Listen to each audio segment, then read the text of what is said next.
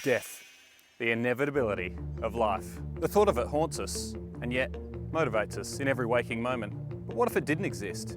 What if science fiction becomes science fact, and humankind can solve aging and cheat death? How might this affect life as we know it? Surely this would mean less stress, less anxiety, less conflict, less fear, less sadness, less grief. But I wonder, is this really what I want? What would I do if I had forever? What would I do if time stood still? Love and relationships might become more transactional. Would I be happy living with one partner for an indefinite amount of time? Or would changing partners be like changing jobs? Hey hun, are we scheduled to divorce in 2 decades time or 3? I only asked because I was thinking I should probably change my dating preferences and profile. Not sure whether my next partner should be virtual, synthetic, or a real human. What do you think? Intimacy might not have its urgency, and desire might become a dull thought in our brains. How good was last night, babe? Can you believe the amount of people we had virtual sex with, while also having physical sex? So retro. We're also live streaming and chatting with all of our followers. Health would no longer be a concern. I just got last week's nanobot readout. It says it found and eliminated 75 different cancers. I think that's a new record. Cancer. Having a family would have no urgency and might even be outlawed or regulated if no one is dying.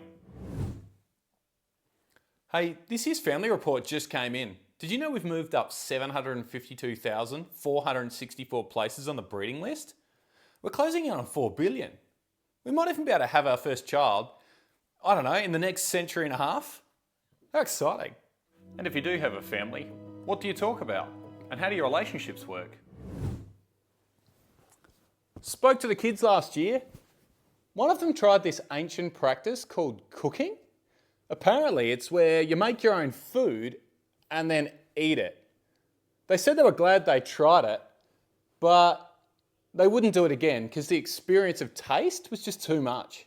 Will we care about how we spend our days? And what will we do about the impending boredom? How's this?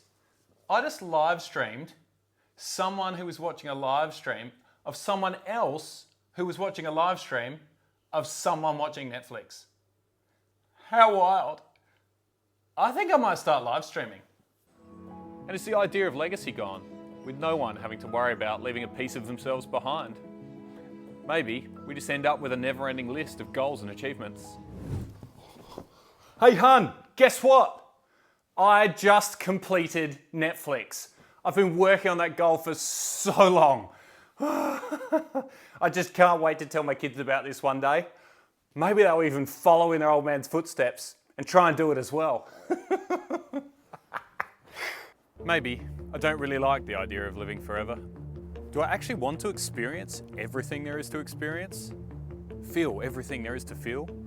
And do everything there is to do? The missing out on things and having to choose what we do might just make the things we experience even more worthwhile. Maybe I do want some stress, some anxiety, some conflict, some fear, some sadness, and some grief. Because maybe these are the things that give meaning and purpose to our lives. I think we need death to give vitality to life, to get ourselves off the couch, to try new things, to fail and pick ourselves up again, and to get the most out of the things that we do. I don't know what I'd do if I was offered forever. I'd probably take it. The fear of death might just be what makes life have a point. But the ability to get rid of that fear might just be too strong. But if we ever have the opportunity to live forever, we might be trading something special and something significant for a mindless world of watching Netflix, scrolling social media, and putting things off. Because there would always be a tomorrow.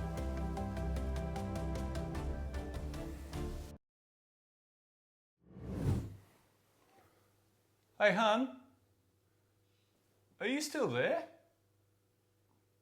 Hello?